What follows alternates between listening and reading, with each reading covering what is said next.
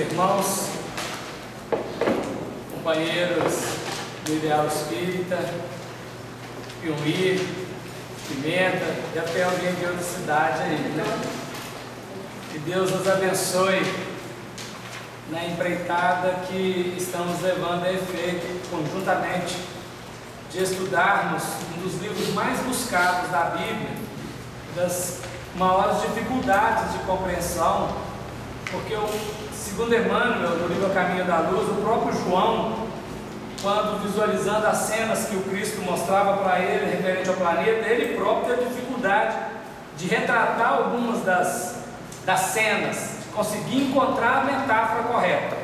Então, naturalmente, nós que não somos nem a unha do dedinho mindinho do pé esquerdo de João, vamos atrever a interpretar, né? Mas nós não estamos fazendo por nós mesmos, nós estamos buscando daquilo que outros companheiros escreveram, pensaram, falaram antes de nós, para que nesse processo a gente consiga, de alguma maneira, compreender, pelo menos aquilo que possa nos ajudar imediatamente.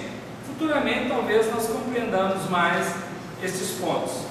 Nós vamos hoje conversar um pouco sobre os 17 versículos do capítulo 6, e o capítulo 6 ele pode não ser assim conhecido na íntegra, mas talvez é um dos mais famosos, porque todos nós já ouvimos falar dos cavalos do Apocalipse, né? Os cavalos e os cavaleiros, cavalo branco, cavalo preto, cavalo amarelo, cavalo vermelho.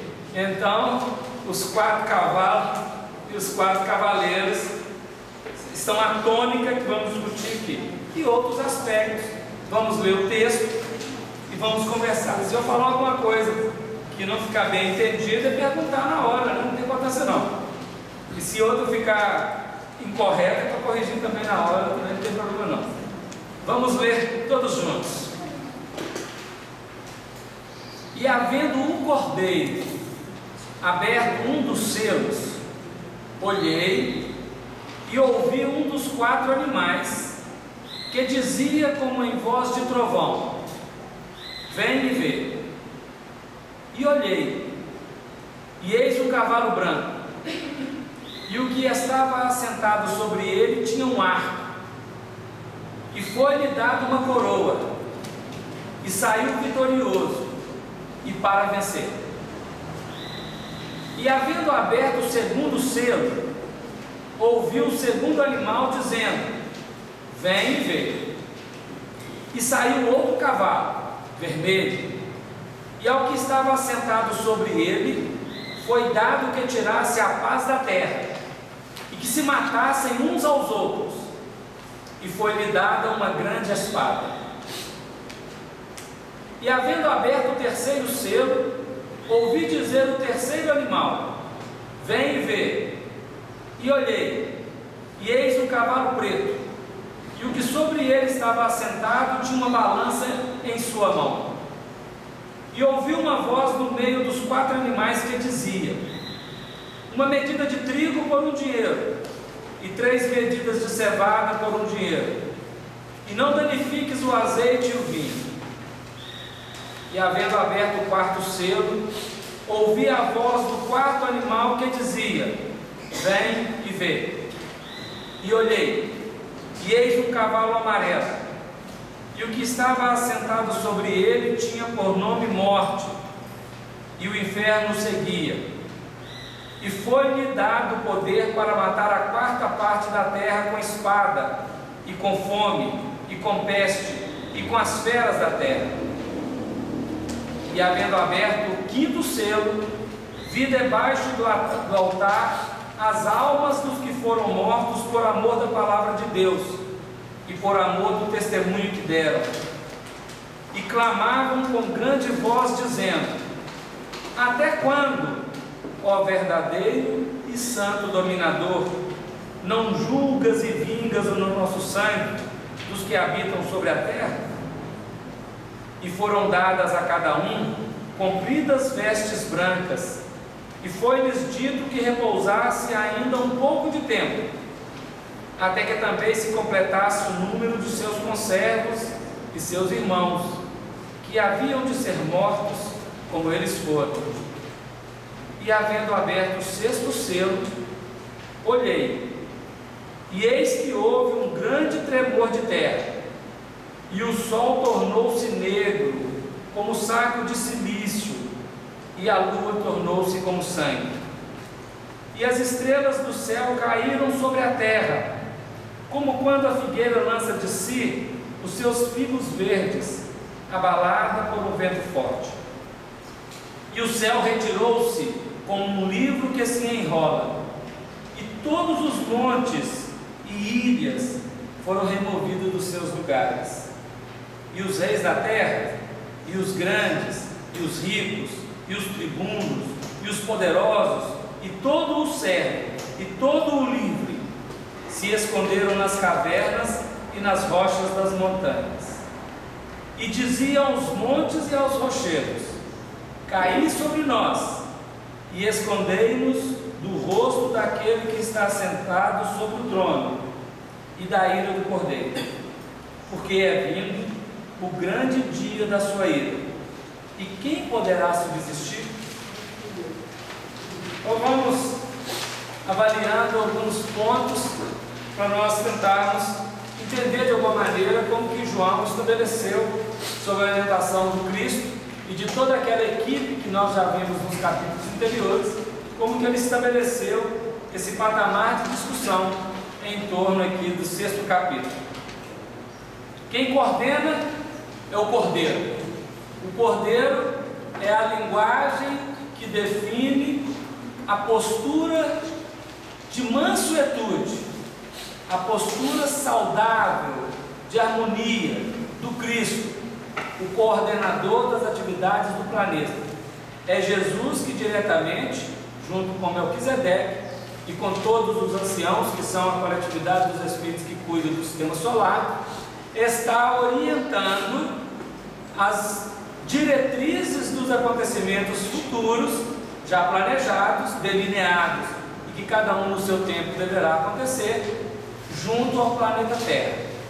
O planeta Terra faz parte da comunidade dos planetas do sistema solar e dos planetas que envolvem a nossa galáxia, de maneira que ele é muito importante no concerto planetário.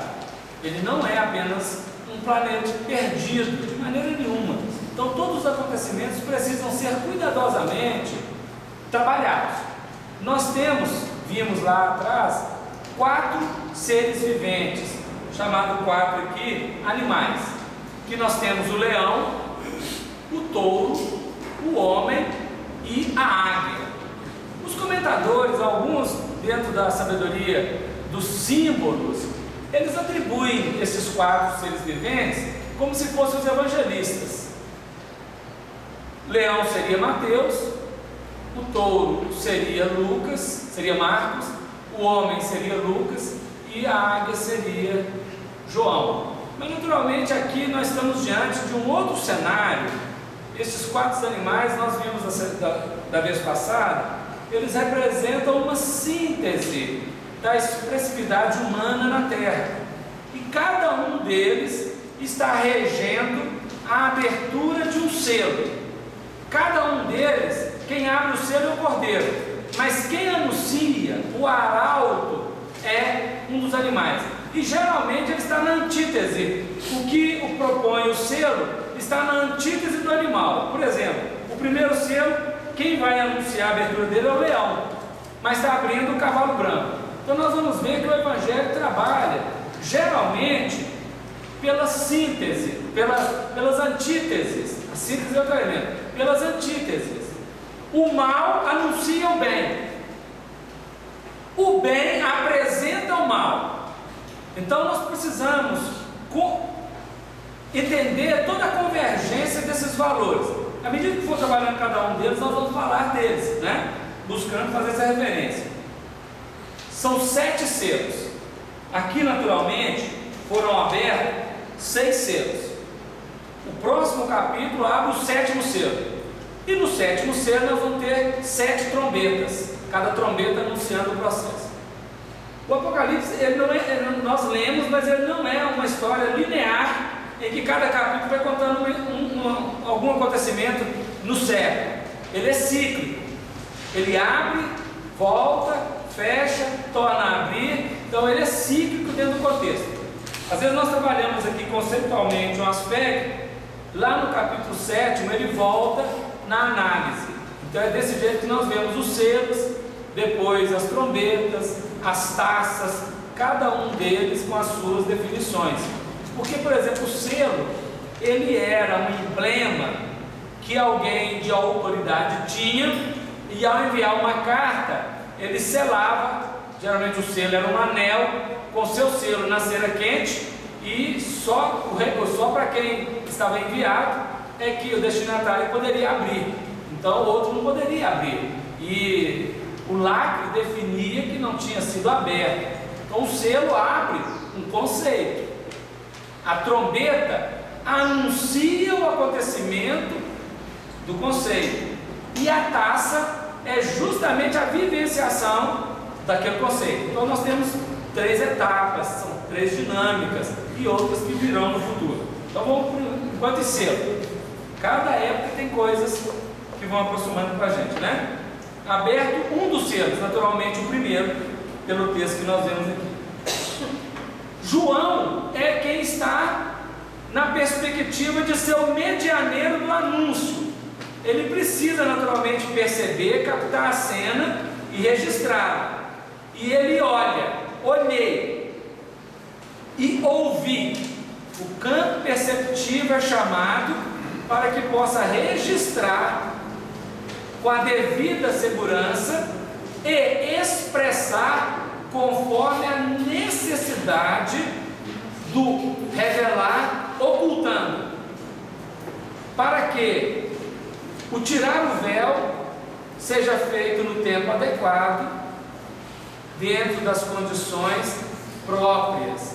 Por isso que o emblema, né, o símbolo, a metáfora, está muito presente, porque não era um livro para ser compreendido fora do tempo. Ele é escrito com uma grande antecipação. Aqui é como se nós pegássemos uma semente, mas o nosso objetivo é o fruto.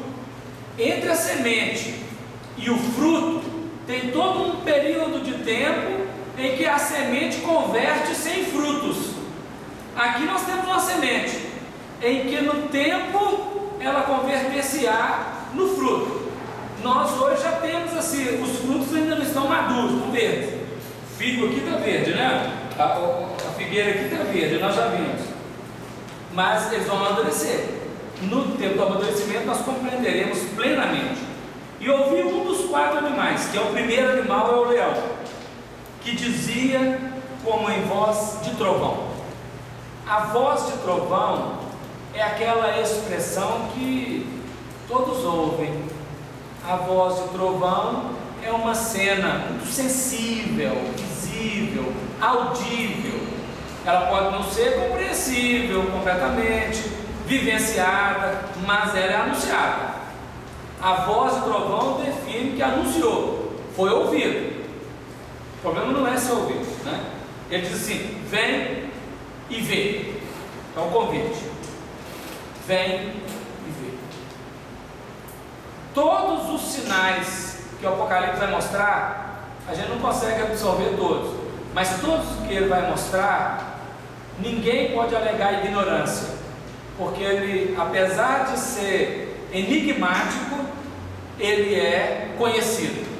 Só que às vezes a gente não sabe que conhece, não tem ciência exata daquilo que está sabendo. Então ele diz assim: vem e vê. E a resposta do evangelista é: e olhei. E olhei. O que ele viu? Um cavalo branco. O cavalo é uma palavra para representar a força, porque naquele período de tempo, para transitar de um lugar para outro, e o símbolo da força, da vitalidade, era o cavalo. Ainda hoje, muitas vezes nós usamos, né, a expressão do cavalo como metáfora para dizer de alguém forte, de alguém com poder, de alguém com condição vital. Esse cavalo está qualificado pela expressão branco, ou seja, é um cavalo branco. E o branco, quando aparece no Evangelho, ele apresenta um sinal de pureza, um sinal de clareza, um sinal de que é algo superior. Não tem turvação neste algo. Ele apresenta o cavalo e apresenta o cavaleiro, porque todo cavalo tem que ter um cavaleiro, e pode ser mais de um cavaleiro, porque o cavaleiro é aquele que domina aquela força, ou que movimenta aquela força, que rege aquela força. E o cavalo não precisa ser um único cavalo, né? São exércitos, os exércitos do céu, e naquele tempo os exércitos usavam os cavalos, né? Quanto mais cavalo e cavaleiro, mais poderoso era o exército. E o que estava sentado sobre ele, o cavaleiro, o condutor, tinha um arco, mas não tinha a seta.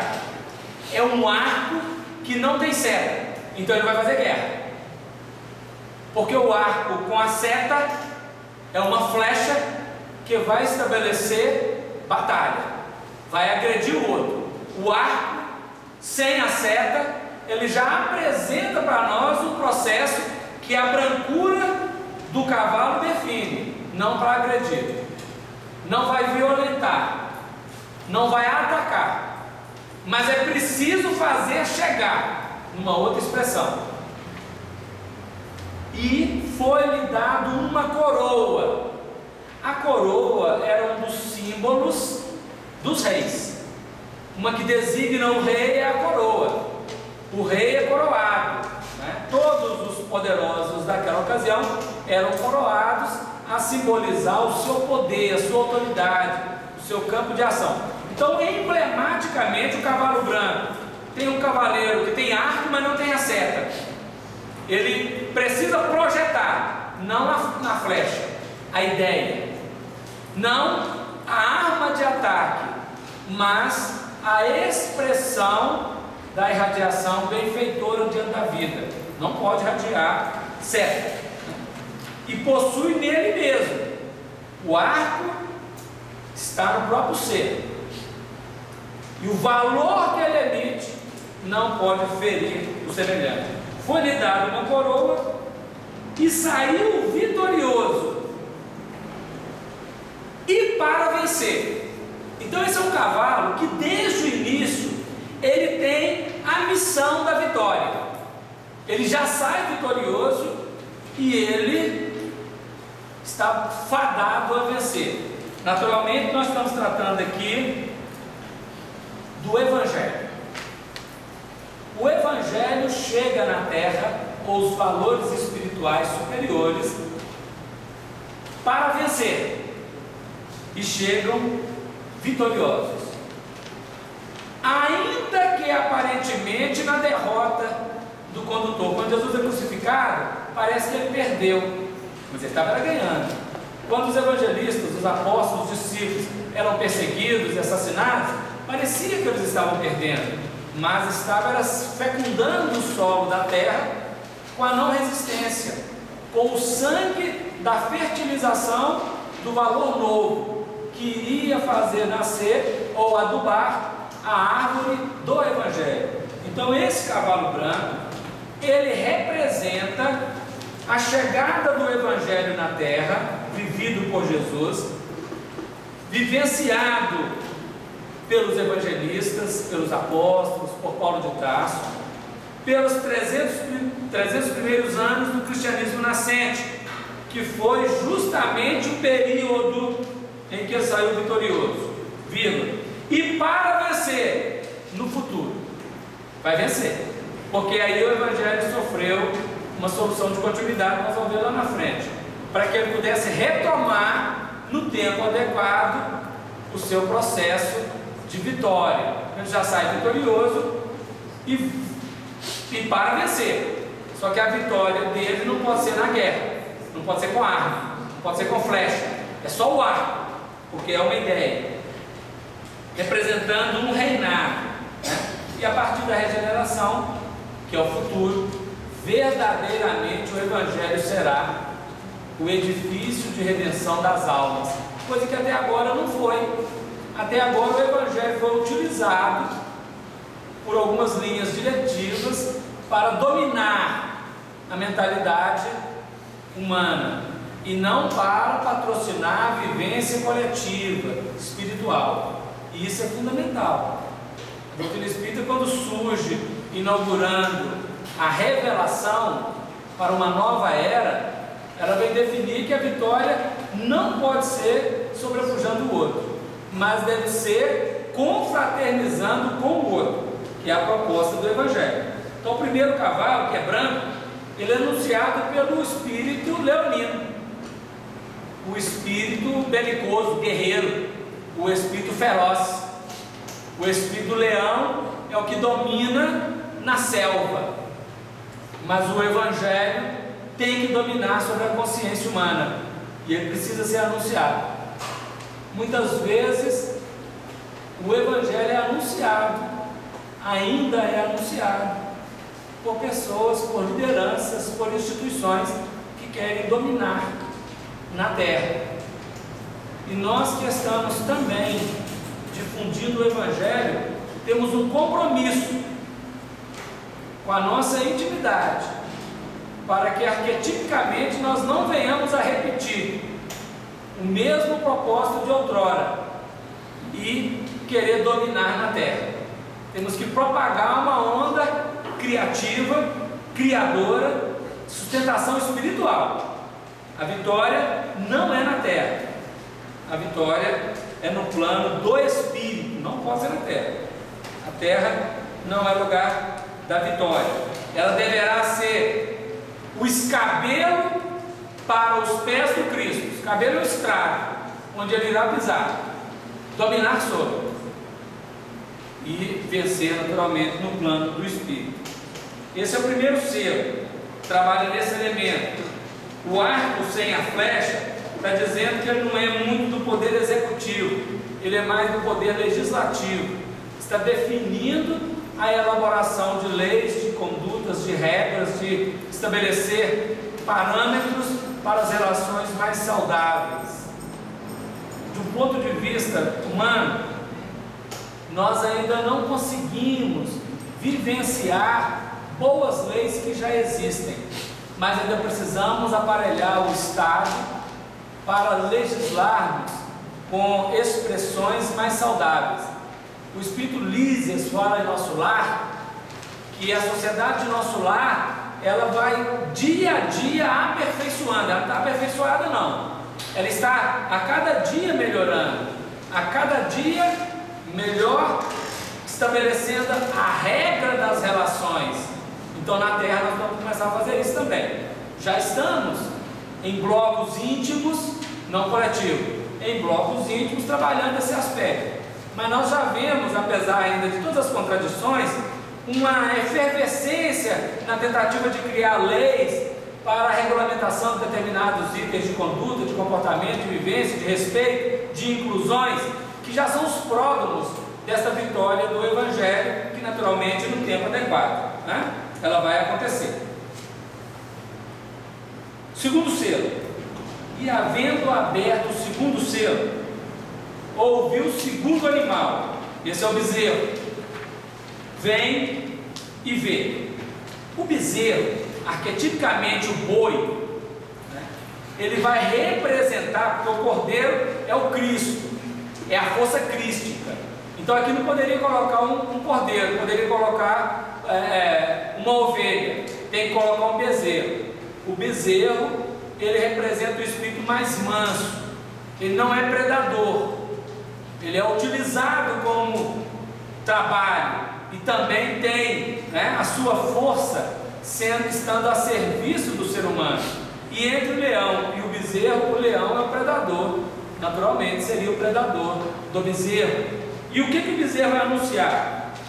Ouviu o segundo animal dizendo, vem e vê. Ele já não fala aqui com voz de trovão. A voz de trovão foi dada ao leão, foi ele que falou com voz de trovão. O bezerro não fala com voz de trovão. O bezerro não usa de poder. O leão usa de poder, autoritário às vezes.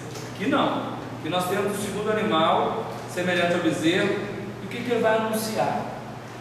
Constrangidamente, ele precisa anunciar o segundo animal, que é o cavalo vermelho. é uma outra força, só que agora é vermelho. A cor vermelha é uma cor primária. No primarismo da cor vermelha, ela está arraigada no centro genésico, ou ela é a coloração do centro genésico das criaturas, dos chakras. Nas linhas das cores do arco-íris, o vermelho é a cor mais básica, é a cor densa. Ela representa no homem o anseio de poder. Schopenhauer e Nietzsche falaram da vontade de poder, de domínio, do super-homem que vence na Terra, que domina na Terra. É o poderio bélico. Mas ela também faz referência ao poderio sensual, de uma sexualidade ainda desarmonizada. Emmanuel e André Luiz descrevem que a maioria das guerras, se não todas, elas têm expressividade de anúncio ou de início a partir da desarmonia afetiva sexual daqueles que são os condutores. Esse é um elemento muito complexo, porque as nossas questões na intimidade, da sexualidade é muito desafiadora, e as guerras feitas em nome do sexo são muito grandes, os domínios, né? As perseguições, todos esses elementos, elas estão inseridas aqui nesse contexto. Então vamos ver o que está. E ao que estava assentado sobre ele, ou seja, o cavaleiro, o que mobiliza essa força, tanto no plano individual quanto no plano coletivo, o condutor dessa força, o que está dominando sobre ela, né? Foi dado que, esse foi dado que é muito importante. O poder não está na criatura em si, o poder é dado à criatura pela vida. Então vamos deter um pouquinho nisso aqui. Quando Pôncio Pilatos está julgando Jesus, Pôncio Pilatos é leão, Jesus seria o Evangelho. É leão e Evangelho. Pôncio Pilatos, obrigado, até aqui, esqueci dele.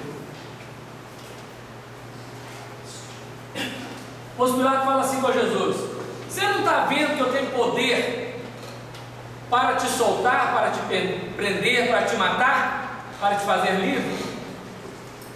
Jesus diz a ele assim: nenhum poder teríeis sobre mim se não te fosse dado pelo alto.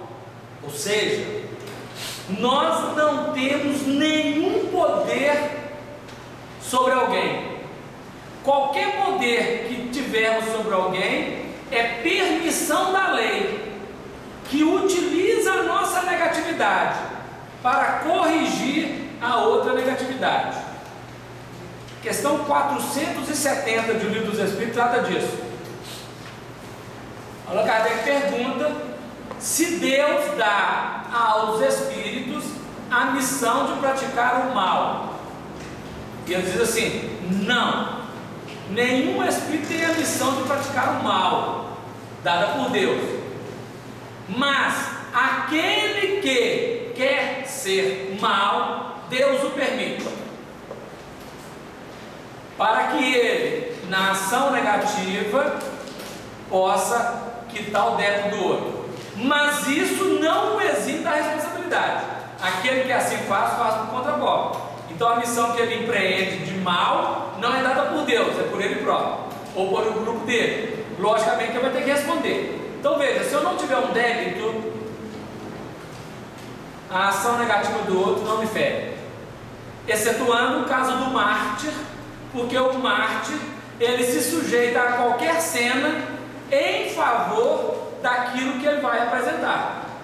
Mas o espírito vingativo, mal, ele só pode agir sobre aqueles que ou é o mártir ou quem está em débito. Se eu não for mártir e alguém fizer algo de mal contra mim, é porque naturalmente eu tinha um débito. Não há injustiça na lei. Então, aqui diz, o texto diz: foi dado que, foi-me dado, né? Que estava assentado sobre ele, foi dado que, foi dado, ele não tinha nele, mas foi dado. O que ele vai fazer? Que tirasse a paz da terra, e que se matassem uns aos outros. É a guerra, a discussão, o conflito. Este é o cavalo vermelho, tanto no poder quanto na intimidade, tanto o poder de matar fisicamente quanto matar emocionalmente, naquelas relações extremamente desafiadoras, onde uma pessoa oprime a outra, domina sobre a outra durante tempos e tempos, que pode ser um resgate ou pode ser uma atitude missionária de uma pessoa que falou: eu vou ajudar fulano, e para ajudar fulano me sujeito a qualquer coisa. Isso pode acontecer, ela não tem o débito exatamente, mas pelo amor se sujeita, é um missionário.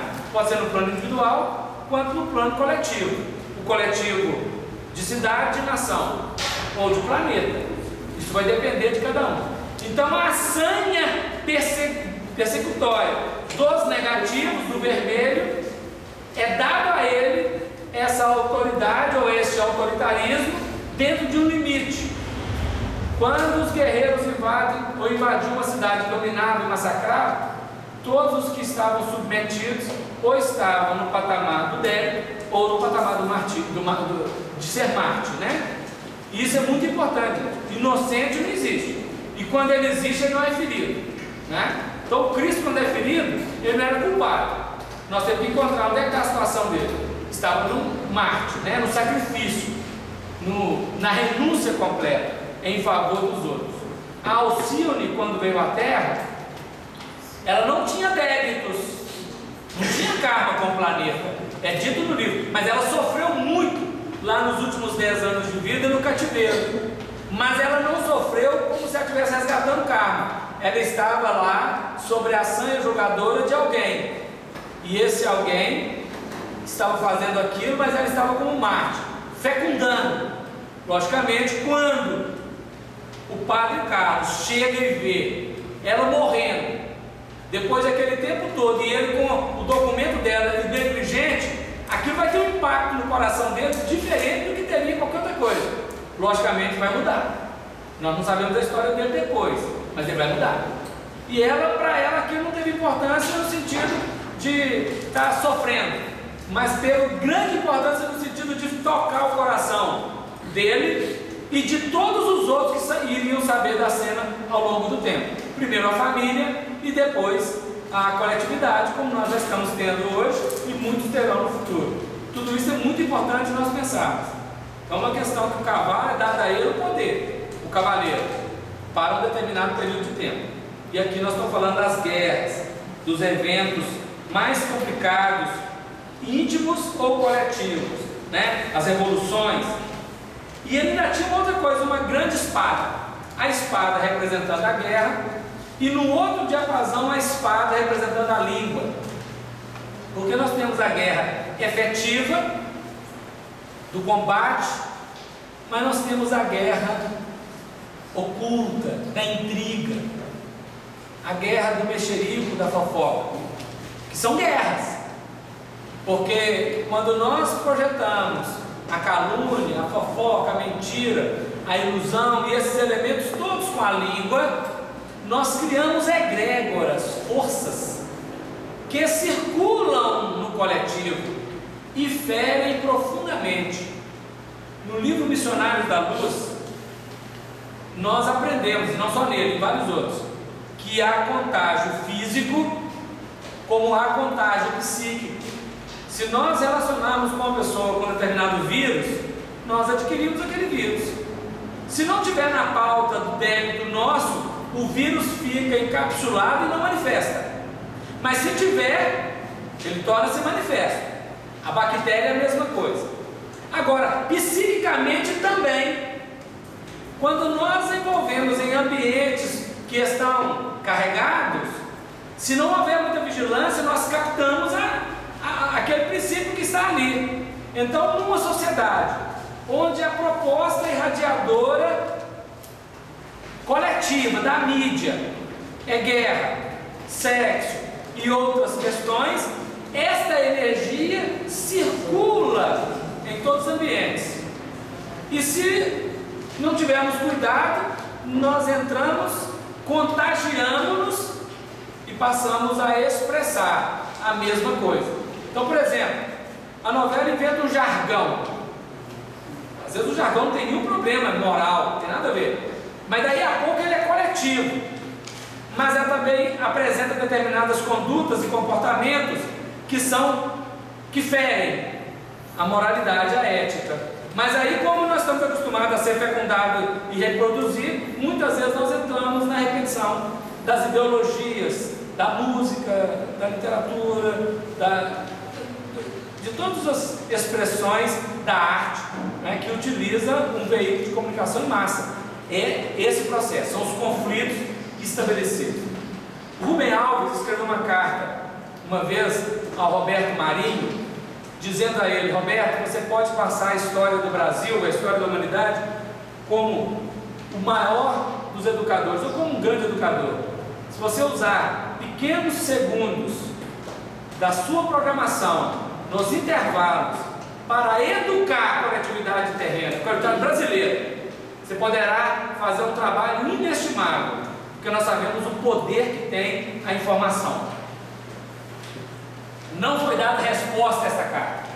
O Rubem Alves novamente escreveu outra carta e falou: Roberto, talvez você não tenha lido a minha primeira carta, não teve tempo, você é muito culpado, mas novamente eu insisto, quem sabe você pudesse trabalhar nesse processo de fecundação coletiva. Quando a esposa começou a assumir os comandos, ela era espírita, ela começou a definir que a Rede Globo deveria ter determinados documentários, determinadas expressões mais acentuadas na divulgação de propostas melhores. E aí que entram alguns cenários espíritas nesse processo aí. Religiosos superiores, né? Hoje nós vemos de vez em quando tem lá umas notinhas de chamado. Naturalmente no futuro terá mais coisas, não só na Rede Globo, mas na mídia de uma maneira geral. Então esse é um processo que nós sabemos o quanto ele tem impacto. Quando a Gisele Bündchen foi convocada para fazer propaganda da CIA, no primeiro mês a CIA teve um plus de 25% na venda, só por causa da pessoa que fazia a propaganda. Então, se a mídia resolve, né, claro, ela está em mãos ainda, nós sabemos, difíceis, mas o dia que as mãos superiores, não são o cavalo vermelho, mas outras mãos começarem a propagar valores novos, nós faremos uma renovação social em poucos anos, em pouquíssimos anos. Então é um grande problema ainda, porque a liderança, o cavaleiro que domina, não é o Evangelho. Nós sabemos que o Evangelho ele saiu para vencer, saiu vitorioso e para vencer, porém está no momento em que os outros cavaleiros é que têm primazia. O cavalo do Evangelho ainda vai chegar com mais vigor, já tem chegado hoje para nós aqui, alguma instrução ali, tal, mas ainda não coletivamente. Então essas são forças que estão dominando sobre a terra. As forças de liderança do mundo estão nos poderes executivos, legislativo e judiciário. E na quarta força, que é a mídia. É a quarta força, a mídia, que domina sobre os outros todos, porque ela tem o poder de elevar ou de jogar embaixo os que estão nos poderes organizados, estabelecidos no Estado. A mídia tem esse poder. Ela pode destruir como pode reconstruir alguém em poucos dias, em poucas horas. Então nós estamos aqui diante desse poder, que por enquanto na Terra fere a Terra como um todo, né? Apresentam cenas extremamente complicadas, cenas ferozes, cenas difíceis para a coletividade que absorve aquilo. Então esse cavalo está com uma força grande, e a língua, né, os discursos, as críticas, a intriga, a maledicência, os textos, as teses apresentadas, tudo isso está fazendo referência a esse cavalo, está com um vigor total, por enquanto, na terra. É dado a ele esse espaço, né? E havendo aberto o terceiro selo,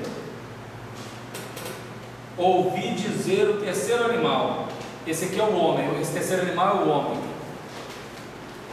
A força dos que estão numa generalidade humana. Vem e vê.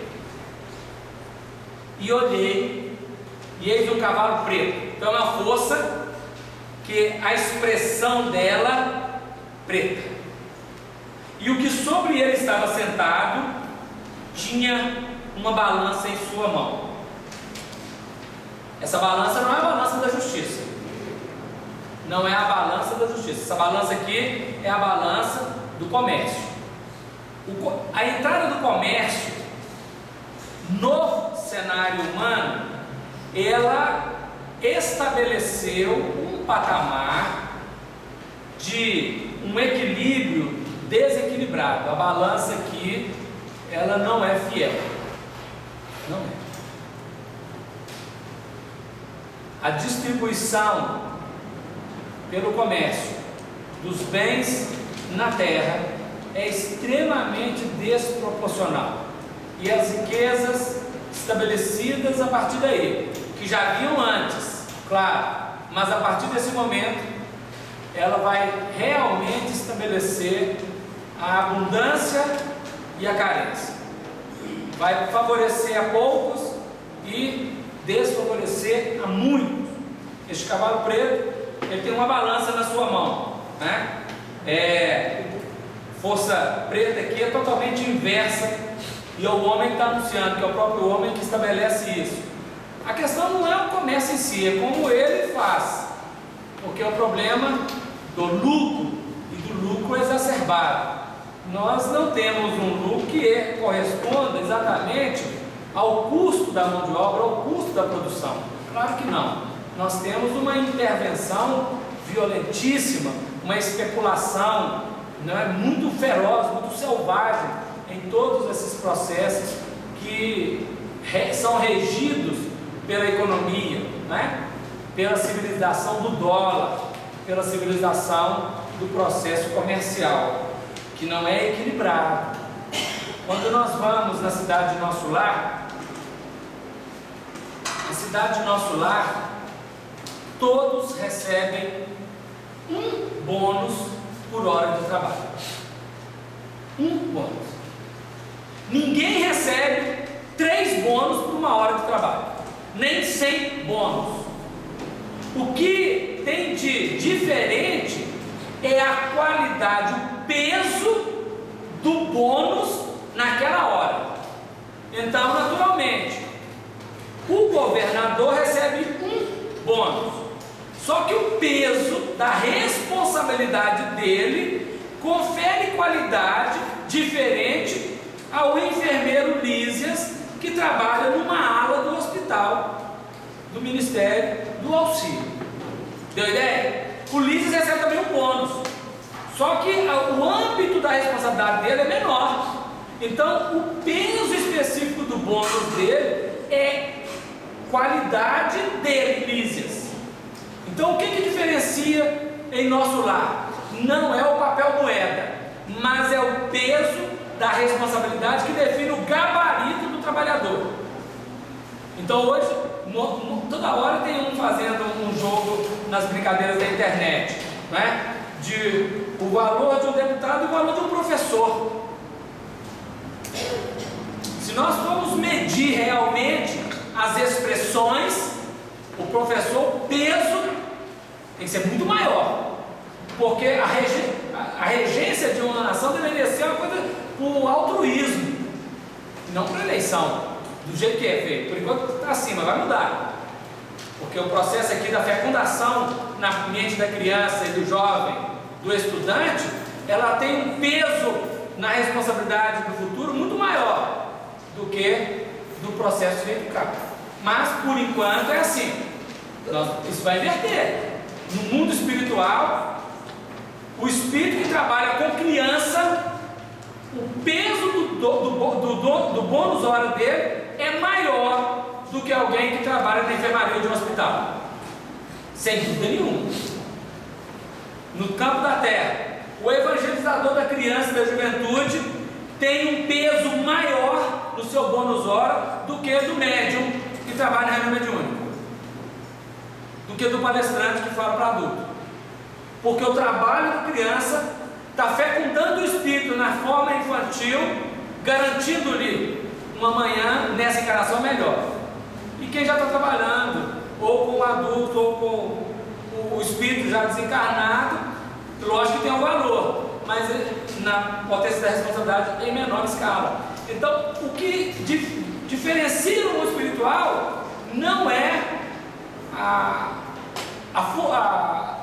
não é a pessoa, mas é a responsabilidade dela na função, e ela só é colocada lá porque ela tem gabarito para. Aqui na Terra não. Nós somos colocados em determinadas funções que não temos um gabarito específico para ela. Temos que caminhar para melhorar. Então esse é o cavalo preto, onde está inserido em determinada função alguém que não está capaz para aquela função, não é apto, e recebe um montante maior do que um outro que está apto para a função dele. Nós temos aqui vários elementos das intromissões, das indicações por interesses e outros elementos quaisquer que representam esse valor do cavalo preto. É um domínio ainda absurdo.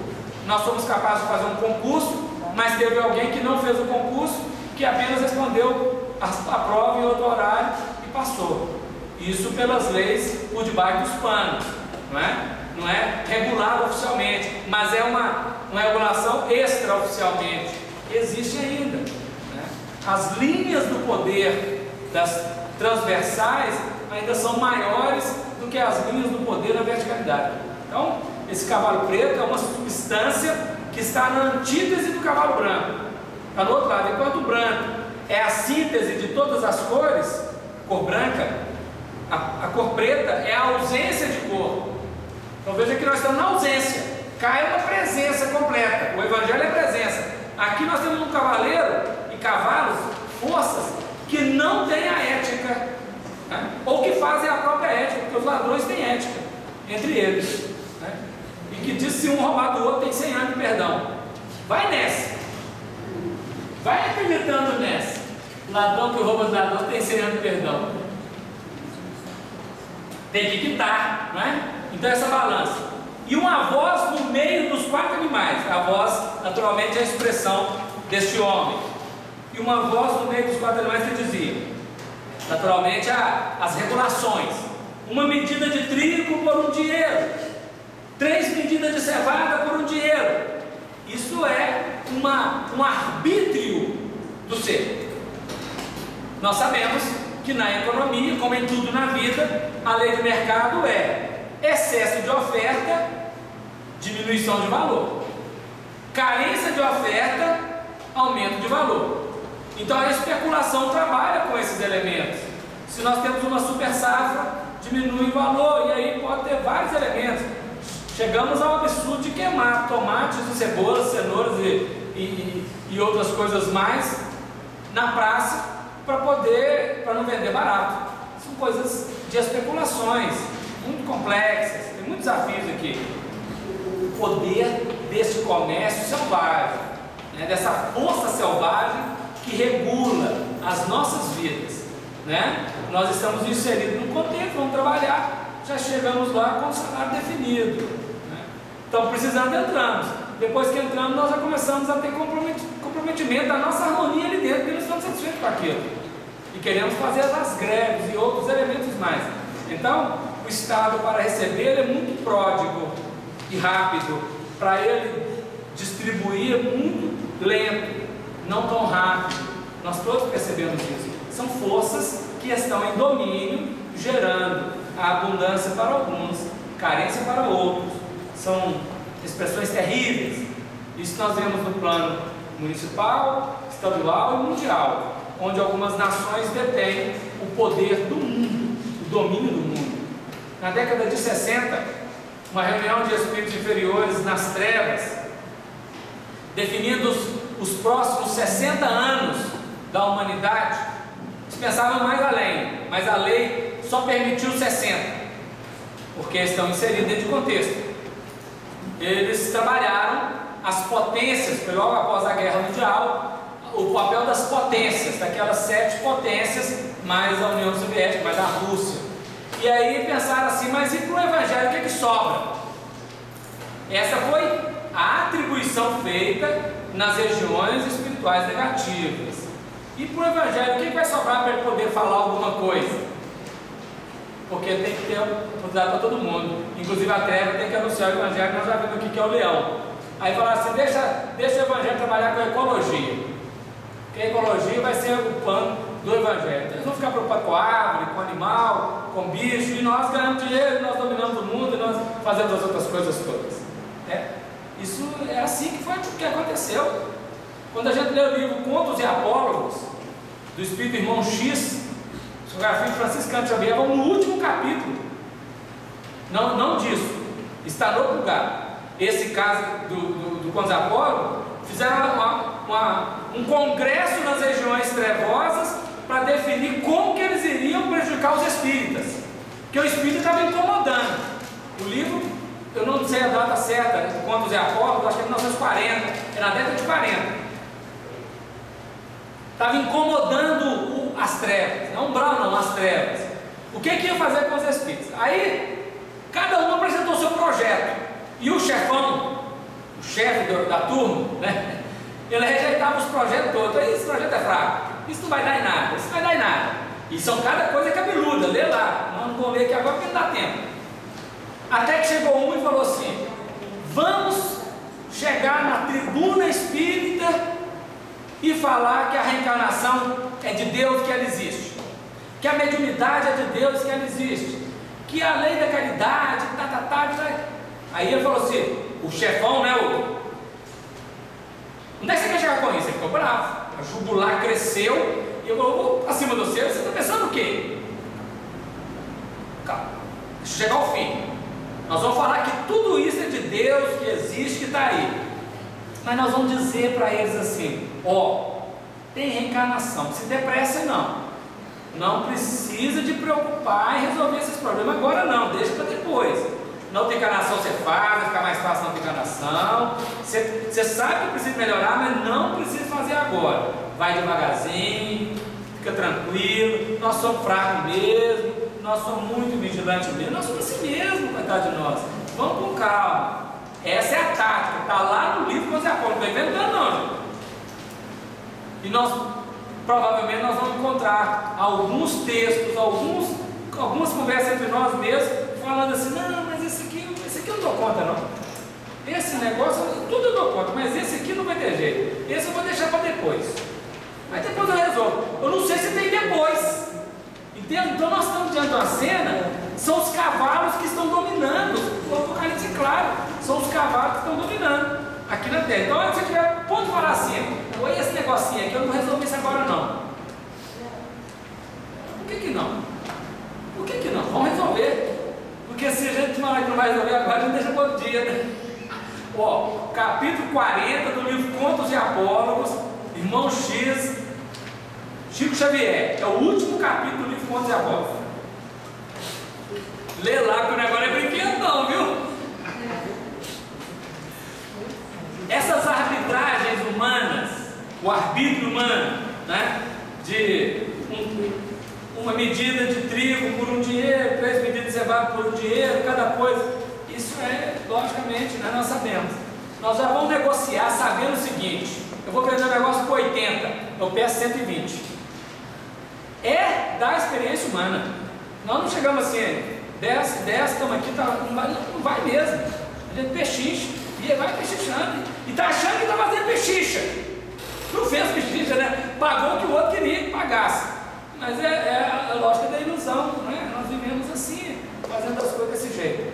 E outra coisa, muitas vezes nós compramos uma coisa na bacia das almas, o outro está no sufoco e eu compro aquilo lá, aproveitando o sufoco dele. Vinculou. Não queremos reger nenhuma consciência, nós estamos trazendo aspectos até que batem contra a gente mesmo.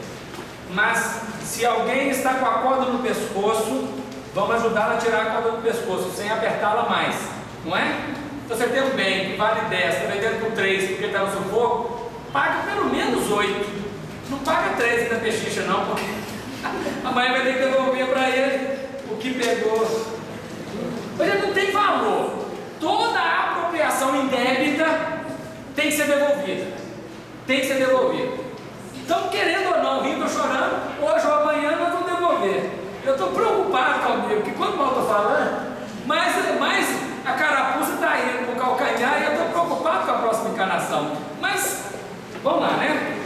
O Espírito Alexandre, do Missionários da Luz, fala que nós temos que falar a verdade, mesmo que seja contra nós. Mesmo que seja contra nós. É preciso que falemos a verdade, André, ele diz para André Luiz, mesmo que seja contra nós. Porque ele estava tratando lá do problema da carne, né? E ele fala assim, ele está falando da carne, ele fala assim, eu lembro dos meus tempos, eu estava encarnado, eu chegava em casa, na casa do meu avô, na casa da minha mãe, cheirando costelinha fritando. Alguém já sentiu o cheiro de costela fritando, costela de porco fritando? O negócio vai lá para dentro, faz uma bagunça dentro da gente, se puder, já toma o porco inteiro, não é? Ele falava, se eu chegava lá e aquele caldo, o caldo da carne cozinhando, era um entretenimento para os meus, para o meu paladar, né? Para o meu cheiro, para o olfato. E depois ia e comia muito. Então ele estava falando disso. E aí o André Luiz fica meio horrorizado com os negócios que ele estava ouvindo. Ele fala assim, André, tudo ao seu tempo, mas a verdade tem que ser dita mesmo que seja contra nós. Aí ele fala lá da carne, vai falar do sexo, vai falar de tudo. Os Missionários da Luz, né? É assim que nós estamos tratando aqui. Nós estamos no sufoco, porque tem muita coisa que a gente está na bacia das almas. Mas tá bem, né? Precisamos resgatar. E quanto menos problema gerar, melhor para nós, né? E não danifiques o azeite e o vinho. O azeite e o vinho é ecologia. Você pode fazer tudo aqui, bagunça tudo, mas não danifique o azeite e o vinho não, porque o azeite e o vinho são arquétipos. O vinho, ele é o arquétipo, o emblema do trabalho do Criador. O Espírito é a matéria, é a sabedoria. Nós vemos no prolegômeno do Livro dos Espíritos a cepa. Então o vinho, ele é o produto, não tem jeito de danificar, porque a sabedoria ela é efeito das experiências. Não precisa ser intelectual, sabedoria não precisa ser questão intelectual, é vivência. Então às vezes o Espírito viveu e sofreu por demais, e ele adquiriu a partir daquele sofrimento, da maceração, do martírio, uma sabedoria. E ele às vezes não tem nem muito intelecto para conversar, mas tem sabedoria íntima, não tem jeito de danificar não. É a ecologia, é o que sobra, né? E o azeite? O azeite tem a mesma expressão, que o azeite é a iluminação. Não só a iluminação. Com o azeite, naquele tempo, fazia-se a luz. O azeite era usado para curar feridas, como cicatrizante, como elemento cicatrizado. Na parábola do bom samaritano, ele encontra aquele moço caído no chão, salteado pelos salteadores, e ele pensa-lhe essas feridas, colocando azeite e vinho. O azeite da iluminação e da saúde, que é o tratamento, e o vinho da sabedoria, como queria tratar o processo. E também o azeite é usado na culinária, como projeto, um processo que permitia a fritagem de alguma coisa, e todos aquela utilização que o azeite pode ter na comida, na culinária. Então isso não tem jeito de danificar, porque isso é do interesse pessoal. Aqui estão as regras da relação, e o azeite e o vinho definem os básicos da expressão de efeito e de conduta humana no sentido do interesse pessoal. Todo mundo, inclusive os ladrões, querem comer uma comida, né, bem boa, né? E também buscam a saúde, e também buscam a luz. E a sabedoria é efeito na vida de quem padece essas atrocidades aqui. Então isso não tem jeito de danificar não.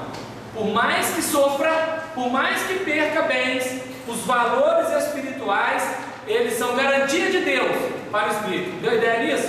Que é importante, não tem jeito de danificar isso não. Então quando nós vemos uma experiência tão dolorosa daqueles espíritos superiores que já vieram à Terra, a gente chora junto com eles, mas eles saíram vitoriosos, né? Porque não pôde danificar nem a iluminação espiritual do azeite e nem a sabedoria do vinho, não tem jeito. Deu ideia? Então é o ponto fundamental aqui. Se nós, eu estava fazendo uma palestra quarta-feira, uma senhora lá está com 80 anos, marca passo e tal, e aí a gente estava tratando do último capítulo do Evangelho de Lucas, e ela falou assim, não, mas eu não quero uma barriga pobre na próxima encarnação não, eu não quero uma barriga pobre de jeito, eu quero uma barriga rica. Ela quer nascer numa família rica, né? porque a luta nessa encarnação dela foi muito difícil. Muito difícil. Numa carestia terrível, mas aprendeu muita coisa. Agora ela falou que quer uma barriga rica. Eu não sei se quando chegar no mundo espiritual, você vai continuar com esse querer. Aí eu falei para ela, dona Elza, eu estou com a senhora. Nesse sentido eu vou junto com a senhora. Mas eu não sei como é que vai ser no mundo espiritual, se nós vamos estar com o mesmo projeto na hora que for planejar a encarnação. Mas agora a gente está pensando assim, não é? Porque a gente fica pensando nesse negócio, né? Experiência humana. Que pena para nós. Um dia nós não vamos crescer mais aqui. E aberto o quarto selo, ouvi a voz do quarto animal, essa da águia, que dizia, vem e vê. E olhei, e eis um cavalo amarelo. Aqui o negócio mudou de figura. O cavalo é amarelo, a força amarela. E o que estava sentado sobre ele tinha por nome morte. Morte com M maiúsculo. Essa morte aqui não é morte, morrer biológica não, é a morte com M maiúscula, a morte de consciência, culpa de consciência profunda. Essa é a morte de espírito que está no umbral e nas trevas, consciência culpada. Essa é morte ovoide, a morte de prisioneiro. André Luiz descreveu uma série desse tipo de morte, né? É o cavalo amarelo. E o inferno seguia. Inferno aqui com letra minúscula, não é o inferno com letra maiúscula, porque não existe. É o inferno consciencial, o tormento do remorso, da culpa, da mágoa, do ressentimento, desses valores todos negativos. Então aqui ele faz uma síntese do efeito do cavalo preto e do cavalo vermelho depois da morte. E do descaso dos trabalhadores do cavalo branco depois da morte. Então aqui é o efeito do descaso dos trabalhadores do cavalo branco, da ação dos trabalhadores do cavalo vermelho e da ação dos trabalhadores do cavalo preto. É o cavalo amarelo, cavalo do enxofre. Tinha por sobrenome morte, por nome morte, que é a morte de consciência. Lá no Livro dos Espíritos, na questão 714 e 714A, Allan Kardec pergunta assim: o que tem a pensar da criatura que busca no excesso a sua vivência? Ele falou, pobre criatura, bem perto da morte está. Aí Allan Kardec faz a letra A: qual morte? Morte física ou morte moral? Ele fala assim, de ambas, né? Questão 714 e 714A. É essa morte aqui, do excesso, do abuso, do apropriar daquela força e realizá-la desbragadamente, desconsideradamente, né? E foi-lhes dado poder. Foi-lhes dado poder. Não tem o poder, né? Não, foi dado. É a mesma coisa do cavalo vermelho. Foi-lhes dado poder para matar a quarta parte da terra com espada, fome, peste e feras da terra. Quer dizer, é síntese de tudo aquilo outro. Espada, fome, peste e feras da terra é o efeito da negligência dos trabalhadores do cavalo branco, é o efeito da sanha guerreira dos cavalos vermelhos, e é a sanha hipócrita e astuciosa do cavalo negro, do cavalo preto. No Livro dos Espíritos, na questão 932, Allan Kardec pergunta sobre o bem e o mal. Ele fala assim, o bem é tímido, o mal é audacioso. É isso mesmo, os trabalhadores do bem são tímidos e os trabalhadores do mal são audaciosos. Naturalmente nós estamos aqui, então mata a quarta parte da terra, dos 100%, 25%, pois não? Explica mais essa questão dos trabalhadores do cavalo branco, o descuido deles, né? A negligência.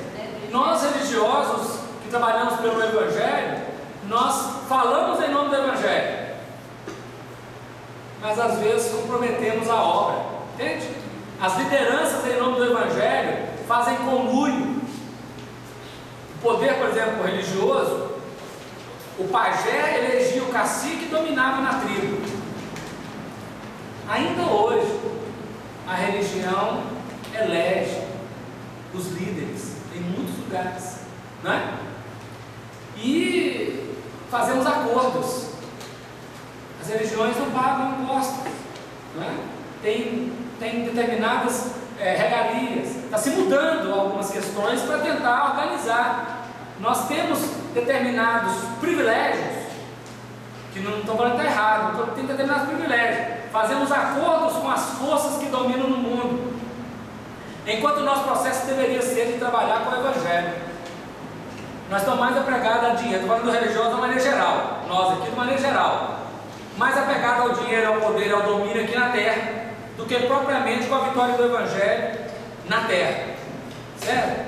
E isso é o problema, porque deveríamos estar irradiando o Evangelho em espírito e em verdade, e ainda muitas vezes nós temos dificuldade. Usamos o Evangelho para ganhar coisas pessoais, materiais, ainda não usamos o Evangelho para a vitória do bem. E nós, os espíritas, temos uma responsabilidade gigantesca, porque passamos pelas outras, caímos fragorosamente e agora somos colocados aqui. Olha, eu trabalho, pode imaginar, é uma cena, não é fato comigo, mas é fato que a gente precisa avaliar. Eu trabalho no bazar ou mexendo com as roupas de doação. Alguém chegou, doou uma camisa, doou uma calça, um sapato. Se eu pegar uma das camisas e levar para minha casa para eu usar, eu trabalho com campanha do quilo. Arrecadei lá 10 quilos de feijão. Vou levar 300 gramas para o almoço de amanhã, porque o negócio de carne está bom. Estou legislando em causa própria. E se houver necessidade?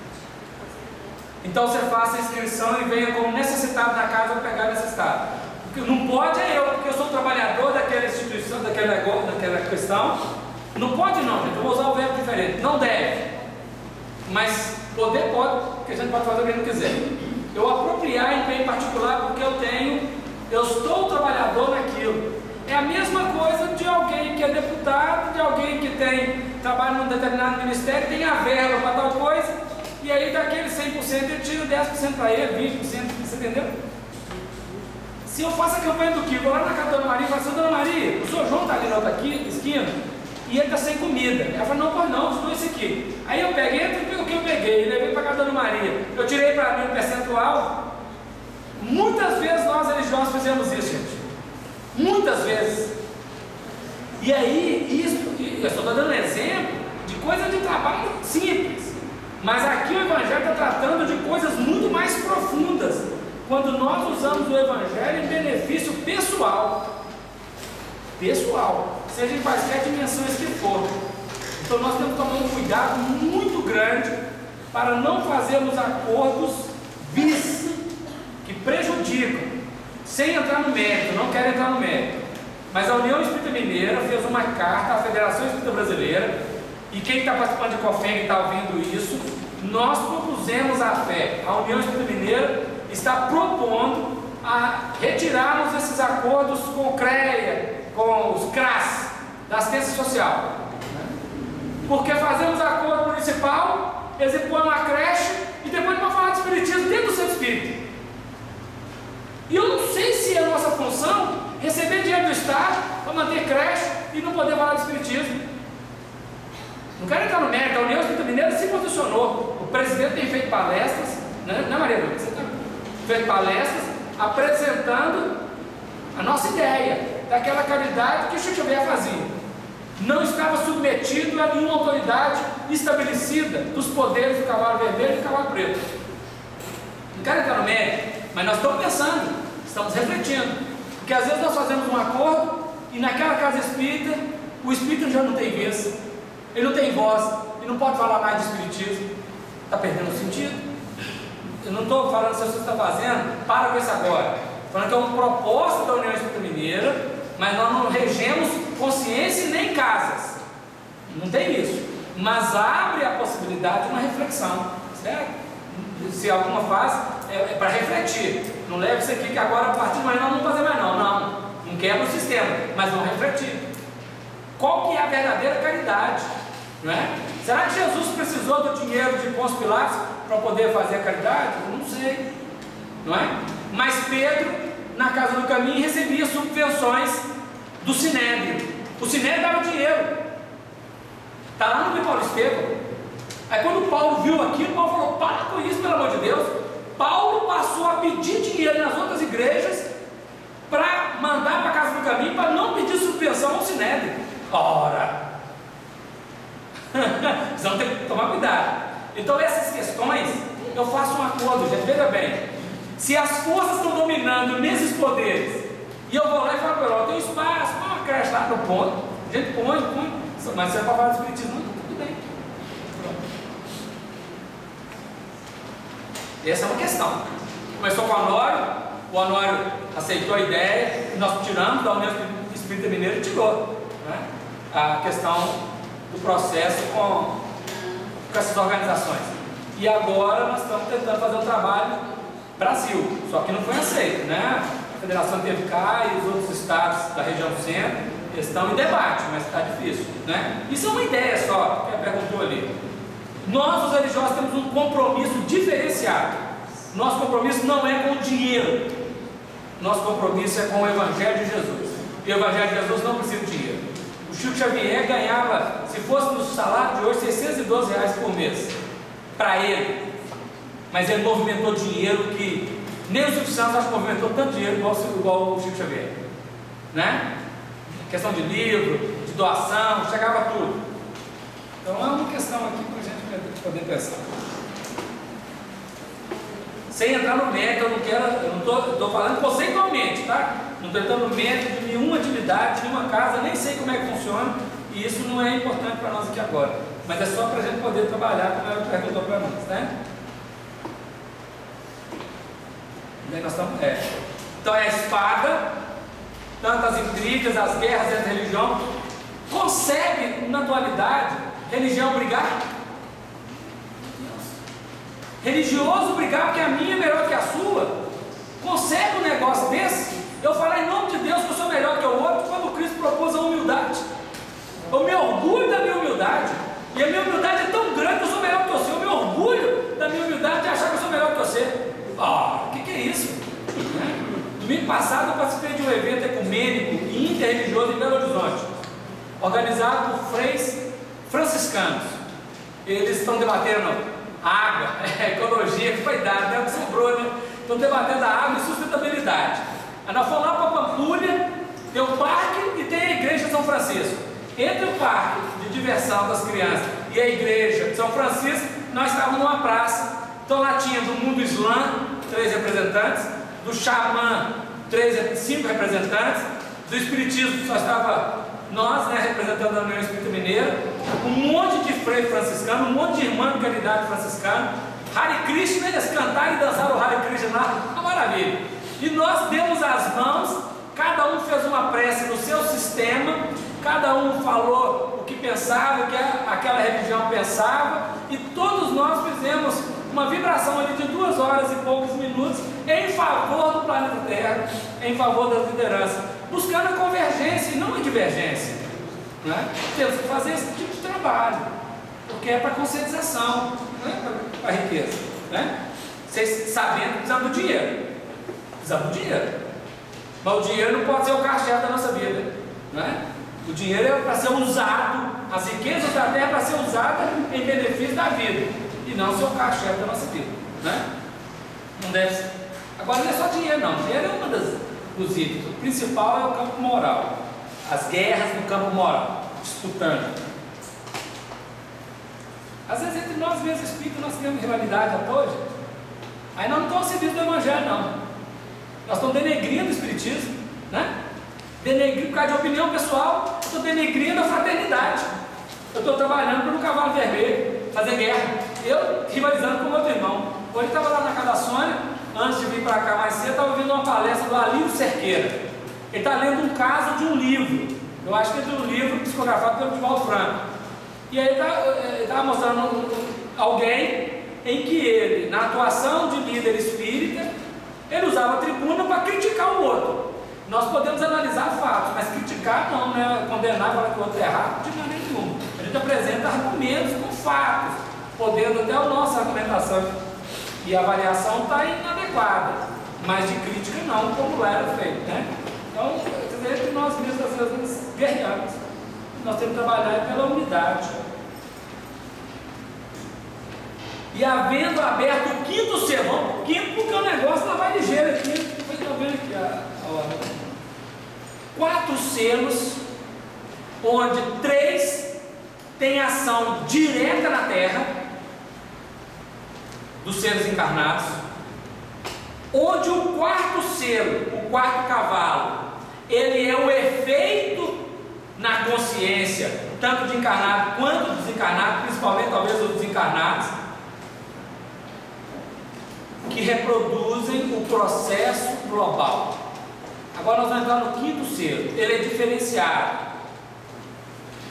Vi debaixo do altar, não está no umbral, e nem em cima do altar, está debaixo do altar, não está nem no reino de Deus, que é o altar, e nem no umbral, está numa região intermediária chamada plano espiritual superior. Vi debaixo do altar as almas dos que foram mortos por amor da palavra de Deus e por amor do testemunho que deram. Aqui estão os trabalhadores que fizeram bem feito, aqueles trabalhadores que levaram a sério, tanto no Evangelho, quanto os que estavam sob a tutela do cavalo vermelho e conseguiram estabelecer paz, que estavam sob o trabalho do cavalo negro, cavalo preto, e conseguiram ser equânimes. Eles trabalharam pela palavra de Deus e pelo amor do testemunho que deram. Então aqui estão, por exemplo, quando o Martin Luther King convida o povo americano para um discurso, ele não chega lá e diz assim: eu vou fazer, eu queria ter feito, eu farei, eu ia fazer, eu fiz. Nada disso. O Martin Luther King não põe peso no ombro de ninguém, mas ele faz um convite. O discurso dele começava: I have dream, eu tenho um sonho, e convidava os outros a sonharem com ele. E o sonho, diz o Raul Seixas, sonho que sonha só é só um sonho, mas um sonho que sonha junto vira realidade. Então nós vamos sonhar, não na fantasia, mas no realizável e realizar, tornar realidade. O Martin Luther King conversava os seus discursos assim, estava sob o efeito da religião, mas ele tinha atuação nos poderes. Então ele trabalha em favor do testemunho. O Mahatma Gandhi lidera um povo, uma nação, trabalha pelo testemunho. O Nelson Mandela, cada um, eu não posso dizer do Nelson Mandela, eu não conheço a história espiritual. Nós conhecemos a história do homem, mas não sabemos a história espiritual, se ela é um edifício carunchado ou se não tem caruncho, porque nós não sabemos acordos que são feitos, nós não sabemos da vida de ninguém. Só após a desencarnação e o testemunho do mundo espiritual que nós podemos saber, né? Avaliando de longe é maravilhoso, mas perto nós não sabemos. Nós só podemos saber da nossa história. A do nosso irmão não é competência nossa, né? Então aqui nós encontramos os espíritos que fizeram bem feito aqui na Terra, nos vários planos da vida, no Evangelho, nos poderes organizados, no comércio, não importa, mas que usaram beneficamente ou de forma correta. O Zaqueu era cobrador de imposto, mas o Zaqueu era honesto. O Zaqueu não defraudou ninguém, nunca, porque ele falou assim: ó, eu vou dar metade dos meus bens aos pobres, a outra metade é da família, ele não podia dar, então não sobrou nada. E ele depois diz assim: e se eu tiver defraudado alguém, eu pago 4 vezes mais. A lei mandava 2 vezes, e ele fala 4 porque é o seguinte: ele não defraudou, então ele não tinha que pagar, porque se ele tivesse pagado ele tinha dinheiro. Como é que ele ia pagar 4 vezes mais se ele não tinha mais nada?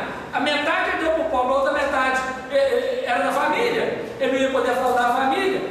Então ele só pode prometer aquilo que ele não tinha. Jesus falou: hoje vem salvação nessa casa, porque Jesus aferiu a intimidade do Zaqueu, que é o nosso doutor Bezerra de Menezes, né? Que nós já sabemos que é o doutor Bezerra de Menezes, lá atrás, antes de chegar cá. Então lá deu metade, o doutor Bezerra de Menezes deu tudo. É assim que a vida vai, não é? É assim que a vida vai, prosseguindo com criatividade. Então o Zaqueu era honesto, Não quer dizer que todo comerciante é desonesto, que o comércio é uma desonestidade global. Ela tem a desonestidade, mas existem aqueles que fazem corretamente. Porque não é porque o outro errou, tem que errar com ele, né? Aqueles que fazem corretamente, claro, sem dúvida nenhuma. Então aqui, nesse altar, que é o plano espiritual, de nosso lá para cima, são aqueles que quitaram de alguma maneira com os débitos e que não estão botando carro. E tem aqueles que já não tem muito carro, então assim vai, né? Não tem grandes carros, né? Trabalharam pelo Evangelho, pela verdade, por amor, pelo testemunho que deram, os que fizeram parceria com Deus, na verdade. Então aqui está a honestidade, é o quinto selo. Aí tem uma fala que parece que estão, olha para você ver, e clamavam com grande voz, dizendo: até quando, ó verdadeiro e santo dominador, não julgas e vinga o nosso sangue dos que habitam sobre a terra? Logicamente, tentando de vingança no sentido humano. Não. Eles estão rogando a Deus a queima do karma daqueles que têm karma, para mais rapidamente poderem usufruir o bem que eles vivem. O nosso guia espiritual, ele não pede a Deus vingança sobre nós, não, mas ele permite o karma agir sobre nós para que a gente possa exonerar mais rapidamente e melhorar. Você entendeu? Então esse aqui, quando ele está falando até quando, ele não está falando exatamente no sentido da vingança humana, de vingar, não, vou me vingar, não. Ele está falando da lei de causa e efeito que precisa acontecer para mais rapidamente, quitando os débitos, nos fazer ficar livres para um progresso mais saudável. Porque enquanto tem débito para quitar, fica muito difícil trabalhar no bem. Enquanto a consciência grita, fica muito difícil. Mas é aí que nós temos que trabalhar. A consciência está gritando e nós estamos trabalhando. Mas quando está mais aliviado, fica muito mais fácil. Todos nós sabemos disso, né? Quando nós estamos debaixo de pressão, a gente foge. Foge. A hora que diminui a pressão, a gente volta. Agora, inverter, vamos para o trabalhador. Porque, claro, que a pressão acontece, eu vou buscar tratamento. Mas nós vamos para o trabalhador. Muitas vezes a pressão vem e nós fugimos. Aí diminuiu a pressão, a gente vem. Mas é na pressão que nós temos que ir. Na pressão, da expiação, né? Não podemos parar, não. O Chico Xavier estava com o olho sangrando, e a mãe falou para ele: que é isso? Eu disse: se deu outro, fica tranquilo, vamos embora. Não para não. Tampa o olho e vai embora. Vamos lá, né? Aí eu pensei comigo: meu Deus do céu, não é tão simples assim. Mas ele foi, então nós podemos ir, né? A vingança aqui não é vingança, é correção, não é? Os espíritos que trabalham pelo bem querem apressar a chegada da nova era, do novo, do mundo de regeneração. Claro, todos nós queremos, nós estamos com pressa da chegada do mundo. Não estamos? Estamos. Todos nós queremos que chegue.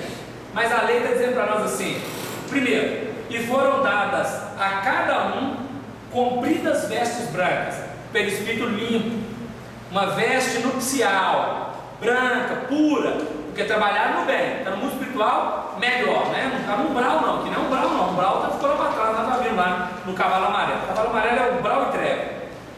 Aqui nós estamos para o espiritual superior, colônias equilibradas, cada um cumprido as vestes brancas. E foi-lhes dito que, claro, repousassem ainda um pouco. O repouso define a condição do espírito que pode esperar na calma interna os eventos. Qual evento? Até que também se completasse o número de seus conservos e seus irmãos que haviam de ser mortos como eles foram. Dá tempo a todo mundo. Então a transição, esse período que vai de 1857 a 2057, é o momento em que os espíritos que pertencem à Terra, todos, estão vindo à Terra, todos virão, mais uma vez, para poder ser testados. Os que deram certo, ficam no mundo espiritual, tutelando os que estão dando errado, tentando melhorar. Para quê? Para assim que terminar as aferições, possa retirar o que não vai ficar mais na Terra e permanecer aqui aqueles que vão ocupar na regeneração. É essa seleção. Então tem que dar um tempo. Se apressar a melhoria, nós vamos pegar espíritos que ainda não estão maduros e retirar do sistema, e não pode. Tem que deixar até completar o tempo do amadurecimento. Amadurecer uma fruta à força, artificialmente, ela perde muito o seu sabor do que uma fruta amadurecida naturalmente, no tempo adequado, né? Então, a humanidade atual, ela está assim, servida, vamos dizer assim, em qual desses cavalos? Em todos, ué. Nós temos os guerreiros, nós temos os negociantes fraudulentos, nós temos os trabalhadores do evangelho negligentes, mas nós temos também os trabalhadores nas várias faixas da vida, organizados, saudáveis, né? Então nós todos estamos nesse processo. Até 2057 está todo mundo envolvido com isso. Mas vai ficar bom, vai ficar bonito. Nosso trabalho é para isso, gente. Você imagina o seguinte, eu fiz uma palestra esses dias para trás, em Mariana. É um encontro que eles fazem sobre a região dos Inconfidentes. Então eu estava conversando com a senhora que me convidou. Eles fazem, é o 8º ano, cada ano numa cidade, Ouro Preto, Cachoeiro do Campo, Itabirito, e aí vai, toda a região dos Inconfidentes. Ela falou assim, olha, nós temos que trabalhar porque as trevas aqui são imensas, cada escravidão, cada ouro, cada diamante, cada tanta gente morta, que matou e que roubou, que fraudou. A psicosfera é pesadíssima.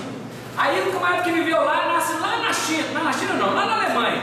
Onde é que ele veio fazer turismo? Em Ouro Preto. Aí ele veio e leva com ele na rede um tanto, não é? Aí ele alivia a cidade, vai lá para a Alemanha. Que quem levou o ouro tem que levar o que ele não quis levar na época, não é? Quem levou o ouro tem que trazer de volta. Aí eu fui lá fazer a palestra. Primeiro não, porque eu tinha ido em Itabirito. Aí eu pensei comigo, gente do céu, né? Vamos fazer a limpeza, né? Porque todo o trabalho da luz, então nós estamos aqui em Piumhi, na região da Canastra, fazer palestra, estudando evangelho, abrindo o centro espírita, fazendo tarefa e tal. Nós estamos limpando a psicosfera. É como se pegasse aquela faxina grossa. Quando eu sou do tempo de chaminé em casa, né? Quando ia tirar a picumã da chaminé, que Papai Noel que desce em chaminé, meu filho, mas não desce mesmo, não é? Papai Noel não desce em chaminé nenhuma, tinha picumã para todo canto. Agora tem que limpar, não é? A parede, você podia pintar, nós vamos fazer uma reforma na casa agora, na hora que descascou a parede, o tijolo estava preto. É o problema da fumaça, né? Então nós temos que fazer essa faxina grossa em nós e nos outros. Então esse processo vai durar um tempo. Lógico que vai melhorando cada vez mais, né? A terra está melhorando. Parece que está piorando, mas não está melhorando. Está igual reforma. Descascou a parede, tirou o piso, está aquela poeira está terrível, mas daí a pouco está colocando o piso, está fazendo passando lá o reboco na parede, arrumou o telhado. Daí a pouco acabou, não é? A gente sabe que reforma é assim mesmo. A terra está em reforma. E Jesus é o arquiteto. Ele é arquiteto, ele é engenheiro. Tem mestre de obra, tem pedreiro, tem tudo, né? Eu não sei qual que é a nossa função. Eu acho que sou auxiliar do servente. Mas cada um de nós vai fazendo a sua obra, né? Cada um que pode. Até que completasse o número de conserva, irmão. Ou seja, até que todos tivessem oportunidade. Você entendeu? Então tem muita gente que morre e volta rapidinho para a terra. Tem outros que ficam lá no hospital há muito tempo. Você volta tão rápido, por quê? Porque já deu conta do recado, né? E havendo aberto o 6º selo, olhei, e eis que houve um grande tremor de terra. Eu disse, aqui ainda não aconteceu não. Já aconteceram pequenos pedaços, mas ainda não aconteceu, esse futuro. Como é futuro, não podemos dizer muito. Tem coisas do passado aqui, mas tem coisas do futuro. Então nós vamos ver, tentar, né? Aberto o 6º selo, olhei, e eis que houve um grande tremor de terra. E o sol tornou-se negro como um saco de silício, e a lua tornou-se sangue. Do ponto de vista astronômico, se isso for acontecer, ainda vai acontecer, ainda não aconteceu. Do ponto de vista vivencial, é claro que já aconteceu. Nós vamos tentar ver desse ponto de vista. Nós vamos falar de futuro aqui, dos tremor de terra, de tsunami. Nós vamos falar disso, nós não sabemos, tá? O tremor de terra é uma crise. Ela representa uma crise, uma grande crise. É um grande tremor de terra. É uma crise filosófica, religiosa, científica, que é a consequência da ação dos cavalos. O sol, ele simboliza Deus, Jesus e as forças espirituais espirituais do bem, o amor e a verdade. O que aconteceu com o sol? Ele ficou negro. Ficou negro. Deus, Jesus, a força do amor, da verdade, da caridade, ficou negro. Perdeu o brilho. Perdeu o brilho. E a lua tornou-se sem sangue. A lua representa, porque o sol, só para a gente entender o mecanismo, o sol é uma estrela que tem luz própria. A lua não tem luz própria, não é estrela, é um satélite, não tem luz própria. A luz que a lua apresenta é uma luz refratada, não é dela, é dada a ela e ela reflete. Então aqui o sol simboliza Deus e a verdade. A verdade de Deus não perde o brilho nunca. Mas a lua, que deveria refletir a luz da estrela, tornando em sangue, ou seja, manchando as mãos com a guerra, com o interesse, com a calúnia, ela escurece, ou seja, a religião fez mais materialista do que o próprio materialismo. A religião fez a gente descrer de Deus, descrer de Jesus, descrer da verdade, descrer do amor. E está difícil voltar a acreditar. Está mesmo. Eu tive minha fase de materialismo porque eu não acreditava em Deus. Tenho um primo que é sacerdote, arcebispo.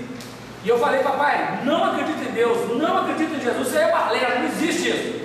O papai ficou muito preocupado, chamou meu primo e falou, vai lá e conversa com ele, porque o negócio está feio. E ele chegou para conversar comigo e falei, mas eu não acredito mesmo não. Deus aí não dá para engolir Deus assim. Eu tinha 18 anos. Não dá, eu não aceito. Meu Deus é a pinga. É o que eu acredito. E eu falava com ele, falei mesmo, não dá para acreditar. Esse negócio não dá, eu não consigo. Até ler livro espírita. Quando eu li livro, foi uma bênção na minha vida. Porque a hora que eu li livro espírita, eu falei, agora Deus, eu acho que eu estou acreditando assim. Eu acho que eu comecei a acreditar, Senhor. E comecei a falar, Senhor, Senhor. Comecei a falar verdadeiramente. Mas antes não. Então a instituição matou.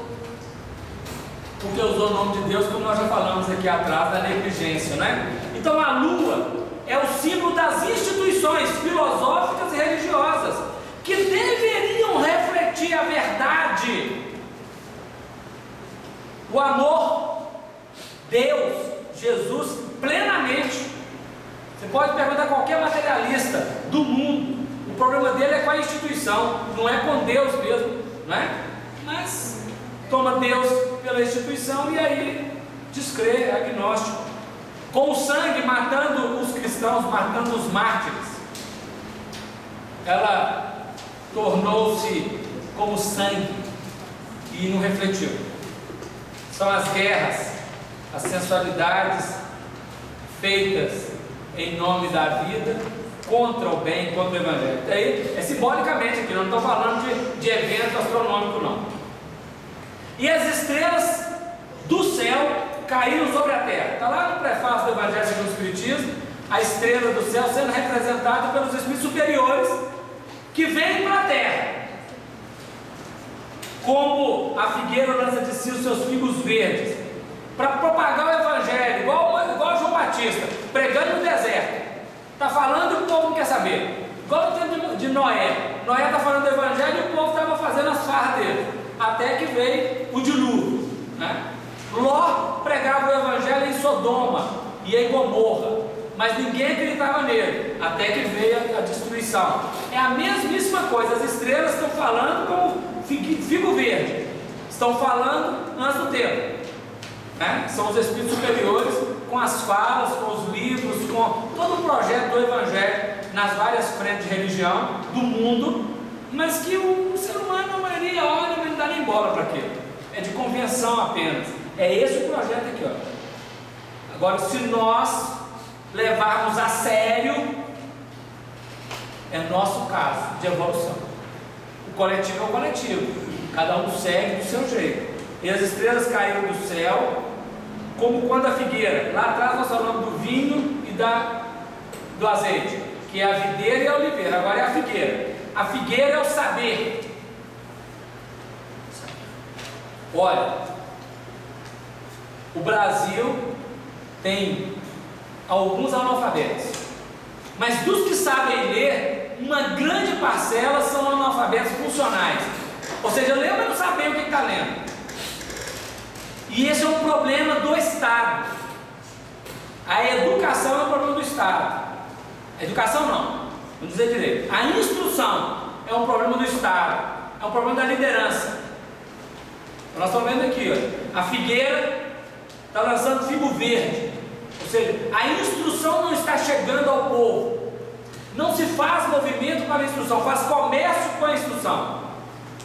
Comércio com a instrução.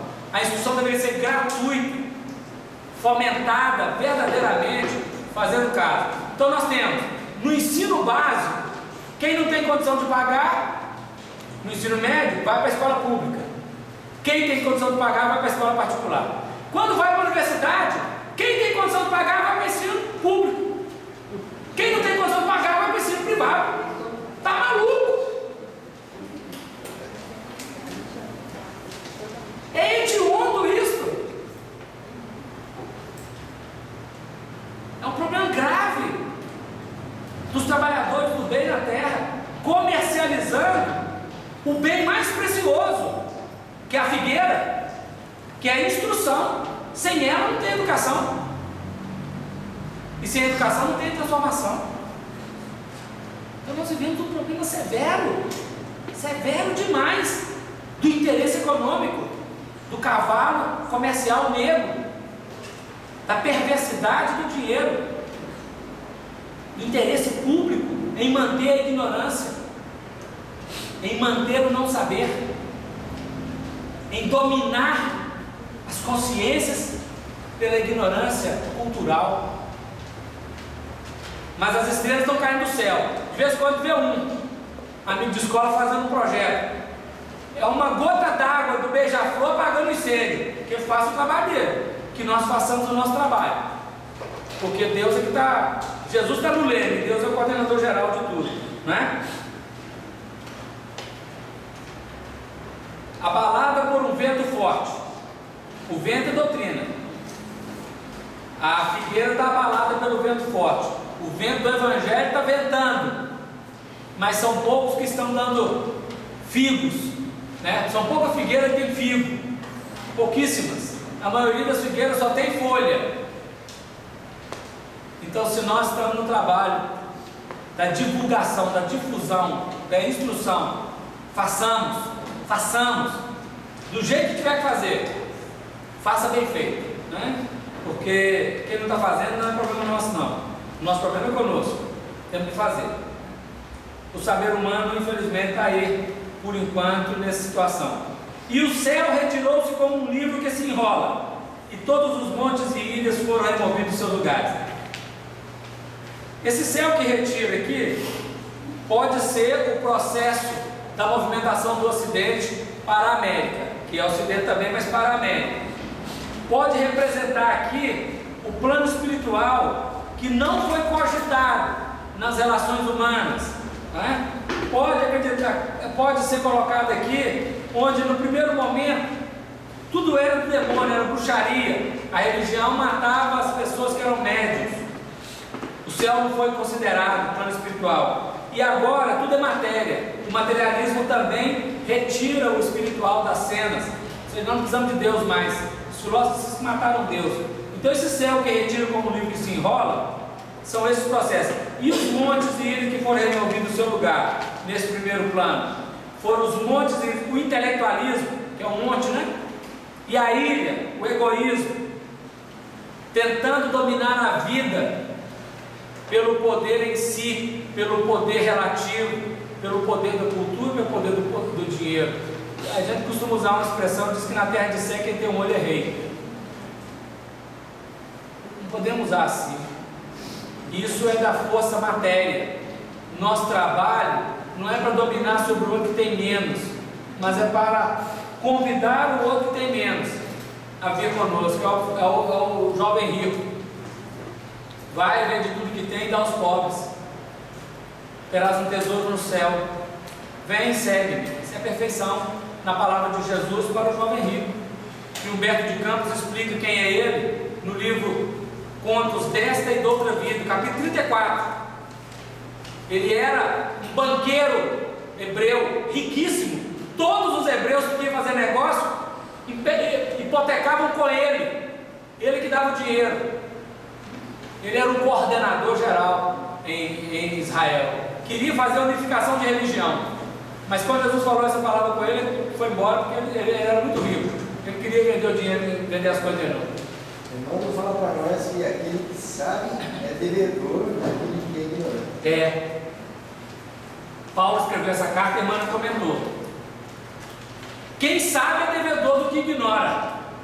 É claro que é. Porque nós que sabemos alguma coisa, devemos instruir quem não sabe. E quem sabe mais do que nós deve nos instruir. Então o que Jesus veio cá? Foi nos instruir de tudo. Os espíritos superiores vieram nos instruir que não sabemos. E nós, por nossa vez, devemos receber e começar a fazer o trabalho com quem não sabe. Porque o mais deve ao menos. O que tem mais deve ao que tem menos. Mas nós fazemos ao contrário aqui na Terra muitas vezes. Invertemos os processos, por isso que os cavalos estão. E essa situação aqui, que é uma síntese do processo na Terra, tirou o céu da cogitação. Os montes e ilhas foram removidos dos seus lugares, os espirituais, ficaram materiais. O que redundou? Redundou assim, olha, os reis da terra, isso nós vamos viver ainda mais intensamente, mas já vivemos. Os reis da terra, os grandes, os ricos, os tribunos, os poderosos, o servo e o livre, todos se esconderam nas cavernas e nas rochas das montanhas.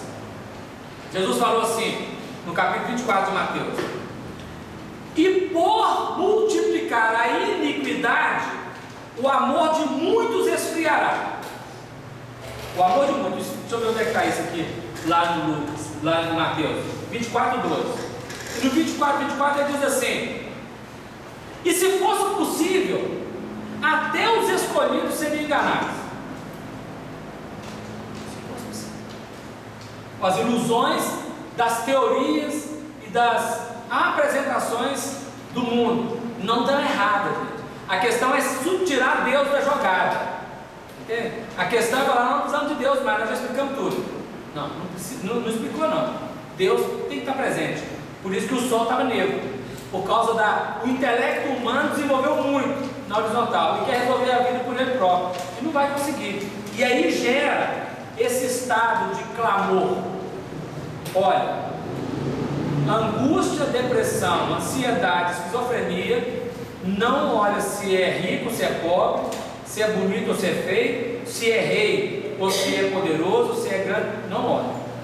O certo é que se parasse de vender esses remédios, hoje na Terra, nós entraríamos em colapso e se esconder na caverna.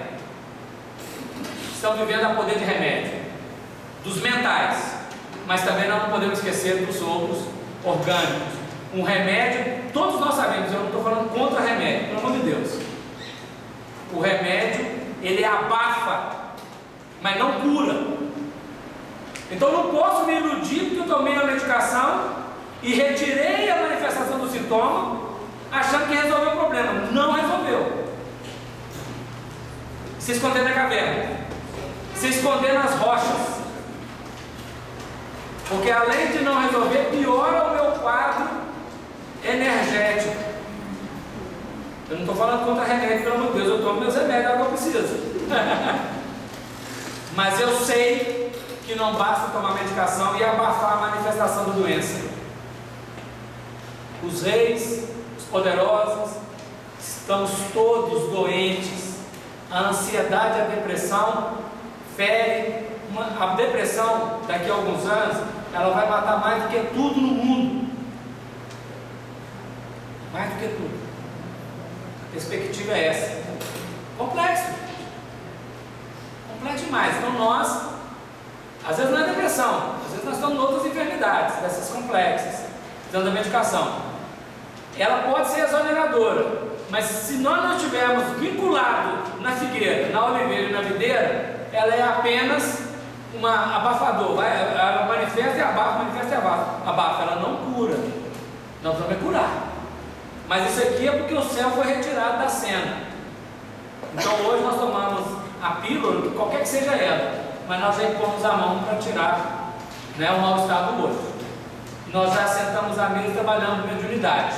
Nós já vamos para a obra da caridade, doar alimentos ao outro, fazer a boa obra. Nós já trabalhamos na escrita, publicando no jornal. Nós já trabalhamos na psicografia. Nós já trabalhamos com a fala. Nós já trabalhamos na prece para o mundo. Quer dizer, já está melhorando, lógico. Estamos colocando água limpa. Então essas cavernas, as rochas das montanhas representam aqui os sentimentos embrutecidos. Porque nós tomamos uma pílula e achamos que está resolvido o problema, e não está. E olha, a família que, quando o familiar não toma o remédio, ele dá trabalho. A dependência química não escolhe família, não.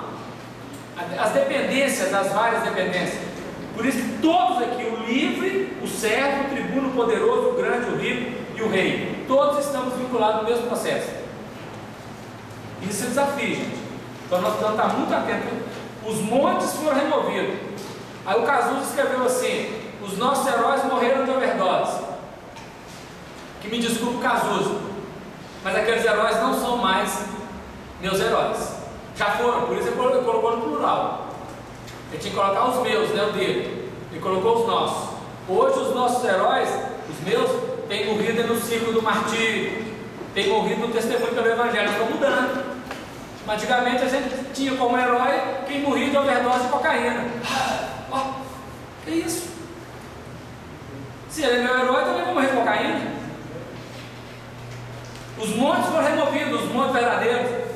Ficaram outros montes, outras ilhas. É o que o Evangelho está falando. Então, do ponto de vista simbólico, é o que nós já estamos vivendo. Em 18 séculos, desde quando o cristianismo virou a religião oficial do Estado, até agora tem sido assim. Vai continuar um tempo até o Evangelho ter a primazia para vencer, né? Para a vitória mesmo. E dizia aos montes e aos rochedos: caí sobre nós e escondei-nos do rosto daquele que está sentado sobre o trono e da ira do Cordeiro. Representa esse ponto a nossa tentativa de fuga de forma fácil, por medicação, por mágica. Mas João Batista, na hora que o pessoal ia ler, falou assim: quem vos ensinou a fugir da ira do fogo que está por vir? Não tem jeito. Então esse esconderijo não resolve o problema. André Luiz nos mostra esse esconderijo dos espíritos tentando fugir por culpa dos outros. Não tem jeito. Tomando medicação para poder fugir, ou entrando no entorpecimento, qualquer que seja ele. Agito, entorpecimento químico, e entorpecimento químico na medicação não resolve o nosso problema. Nós estamos repetindo porque muitas vezes nós esquecemos disso. Precisamos trabalhar o Evangelho puro e simples em nossa atividade. E por aí nós vamos começar a voltar um monte para o lugar. Qual monte? Jesus e os bons espíritos. E as ilhas não serão mais ilhas de egoísmos. Como diz Allan Kardec, serão estes centros correspondendo entre si, fazendo a unificação, a fraternidade, a confraternização, trocando experiências. Nós iremos crescer. Temos que trabalhar na unificação, né? Das casas espíritas, dos espíritos, do Evangelho no mundo, para não ficar ilha, não ficar isolado, né? Nós não podemos ficar isolados, mas não. Não podemos dizer aos rochedos para cair sobre nós, não. Nós temos que sustentar a nossa fé sobre a pedra, né? A igreja tem que ser construída sobre aquela pedra, e não ela cair sobre nós. Deu a ideia? Jesus falou para Pedro: e sobre essa fé, sobre essa rocha, construirei a minha igreja. E nós estamos pedindo a pedra para cair sobre nós, estamos tampar, porque nós estamos com vergonha de Deus. É o Adão escondendo na moita com vergonha de Deus, porque comeu coisa que não podia comer, não é? É a situação.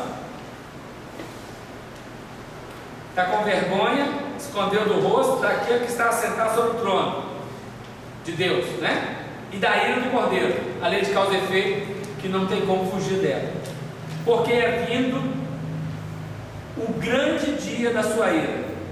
E quem poderá subsistir?